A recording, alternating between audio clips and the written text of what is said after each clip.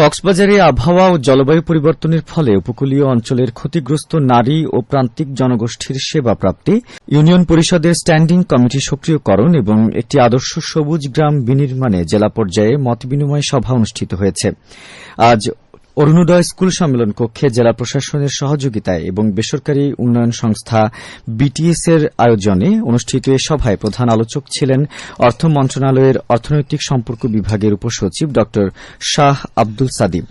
উপসচিব বলেন, জলবায়ু পরিবর্তনের প্রভাবে ঝুঁকি মোকাবেলা করা এখন মানব সভ্যতার জন্য বড় চ্যালেঞ্জ। এই চ্যালেঞ্জ মোকাবেলায় সরকারের পাশাপাশি বিভিন্ন এনজিও সংস্থা, স্থানীয় জনগোষ্ঠী, গণমাধ্যম সহ সংশ্লিষ্ট সকলকে একসাথে কাজ করতে হবে।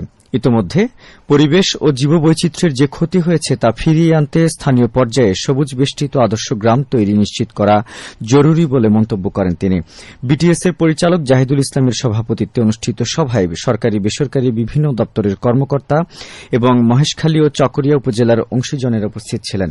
সভায় ক্ষতিগ্রস্ত নারী ও প্রান্তিক জনগোষ্ঠীর সেবা নিশ্চিতকরণ ও দক্ষতা বৃদ্ধি, জেন্ডার ন্যায্যতা, উপকূলীয় সবুজ বেষ্টনী তৈরি এবং লবণাক্ততা সহিষ্ণু চারা রোপণ, বর্জ্য ব্যবস্থাপনা সহ বিভিন্ন বিষয়ে করণীয় আলোচনা করা হয়।